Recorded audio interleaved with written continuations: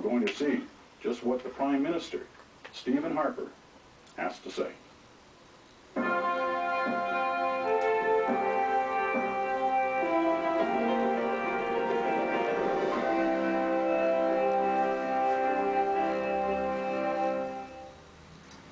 Good evening. Canadians take pride in our history as one of the world's oldest continuous democracies. During the past 141 years, political parties have emerged and disappeared, leaders have come and gone, and governments have changed. Constant in every case, however, is the principle that Canada's government has always been chosen by the people. And following the light of this democratic tradition, Canadians have built one of the most peaceful and prosperous countries the world has ever known. A land of hope and opportunity that inspires others around the globe and has drawn millions as new immigrants to our country. On October the 14th, for the 40th time since Confederation, Canadians voted in a national general election. We are honored that you returned our government to office with a strengthened mandate to lead this great country through the most difficult global economic crisis in many decades. Canada's government is acting to deal with the crisis right now. Further business and personal tax reductions are coming into effect. We are doubling spending on infrastructure. We're ensuring credit for businesses and consumers by injecting liquidity into financial markets. We're helping seniors who rely on RIF income and securing pension plans.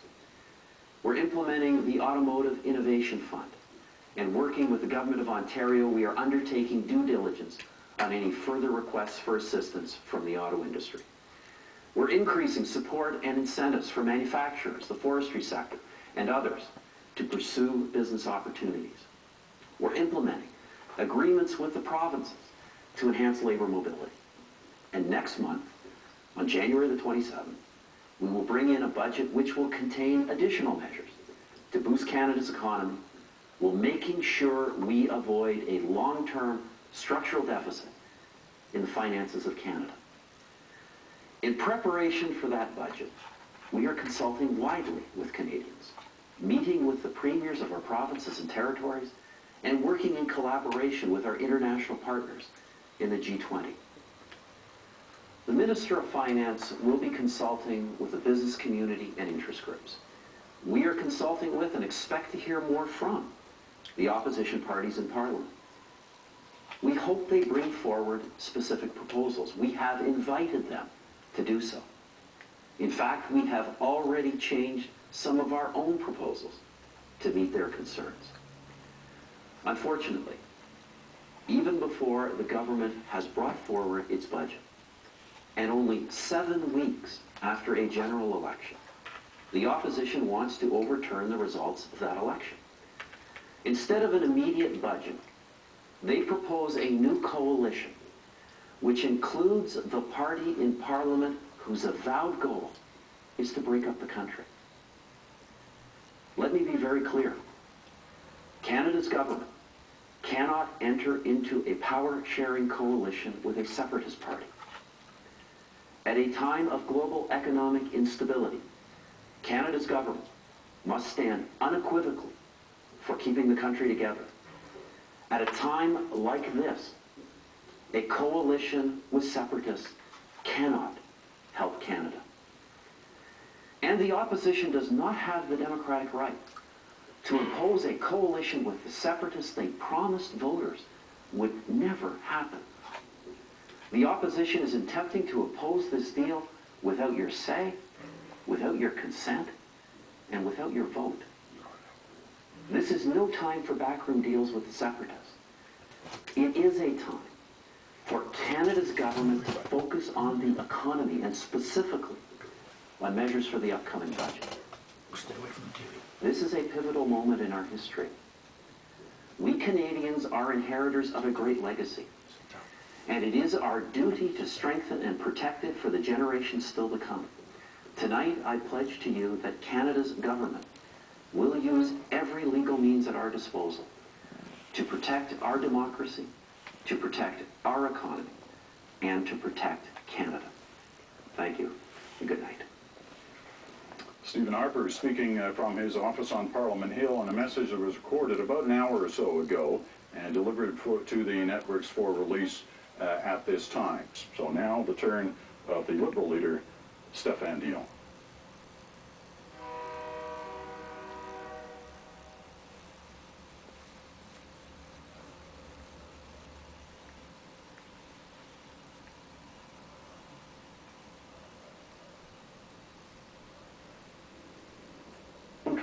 Is predicting increased job losses and deficits for the next few years.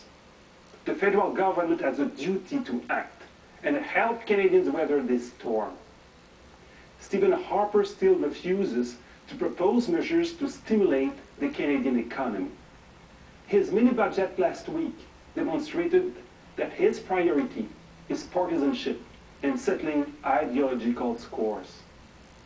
The Harper Conservatives have lost the confidence of the majority of members of the House of Commons. In our democracy, in our parliamentary system, in our Constitution, this means that they have lost the right to govern. Canadians don't want another election. They want parliamentarians to work together. That's our job. Canadians want their MPs to put aside partisanship and focus on the economy. The Liberal Party and the New Democratic Party are ready to do this. Jack Layton and I have agreed to form a coalition government to address the impact of the global economic crisis. The Bloc has agreed to support this government on matters of confidence. The Green Party has also agreed to support it. Our system of government was not born with Canada. It is ancient. There are rules that govern it and conventions that guide it. Coalitions are normal and current practice in many parts of the world and are able to work very successfully. They work with simple ingredients: consensus, goodwill, and cooperation. Consensus is a great Canadian value. In this spirit, we Liberals have joined in a coalition with the NDP. We have done so because we believe we can achieve more for Canadians through cooperation than through conflict. We believe we can better solve the challenges facing Canada through teamwork and collaboration rather than blind partisan footing and hostility. Our coalition is a consensus to govern with a well-defined program to address the most important issues facing the country. The economy. It is a program to preserve and create jobs and to stimulate the economy in all regions of the country.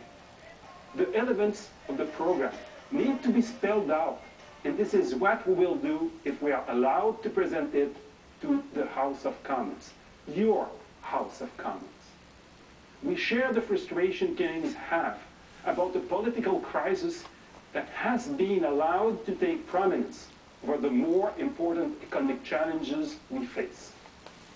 Elsewhere in the world, leaders are working to cope with the recession, to bring forward the kinds of investments that will help their people and their economies. Politicians are working together elsewhere in the world. Rivals are working together. Why not in Canada?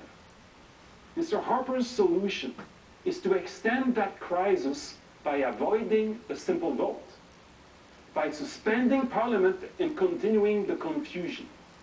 We offer a better way. We say, settle it now, and let's get to work on the people's business. A vote is scheduled for next Monday. Let it proceed, and let us all show maturity in accepting the result with grace and the larger task of serving Canadians in mind. Within 1 week, a new direction will be established. A tone and focus will be set. We will gather with leaders of industry and labor and provinces and territories to work, unlike the Conservatives, in a collaborative but urgent manner to protect jobs, to stimulate the economy and create good, well-paid jobs. we will not only accelerate already planned investments, but we will invest significantly more in our country's infrastructure, helping our cities like Vancouver, Calgary, Toronto, Montreal, Halifax, and many others build modern, efficient public transit systems. Investing in our rural communities so that cherished ways of life are protected for future generations. We can stimulate our economy through investments in clean energy, clean water, and our gateways. We will invest in our manufacturing, forestry, and automotive sectors to protect and create jobs.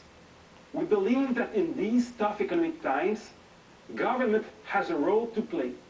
Your government has a role to play to ensure that those who are doing their share for the prosperity of our country can continue to provide for the well-being of their families. In times like this, our compassion as a country is tested. We believe it is imperative that the government offers Canadians who have already lost their job, whether in the factories of southwestern Ontario or the forests of eastern Quebec and British Columbia, the support they need to live in dignity and develop new skills. That is precisely what we intend to provide. Earlier today, I wrote Her Excellency the Governor General. I respectfully asked her to refuse any request by the Prime Minister to suspend Parliament until he has demonstrated to her that he still commands the confidence of the House. If Mr. Harper wants to suspend Parliament, he must first face a vote of confidence. In our Canada, the government is accountable for its decisions and actions. In Parliament, your Parliament. In our Canada, the government derives its legitimacy from an elected Parliament, elected by you. Allow me to end tonight on a personal note. If I am entrusted with the role of Prime Minister for the next months that I have left to serve, I will work day and night to combat this economic crisis, to do what it takes to minimize its effects on Canadians, my fellow Canadians, to protect jobs and to create jobs. Stéphane Dion, speaking from Ottawa tonight, is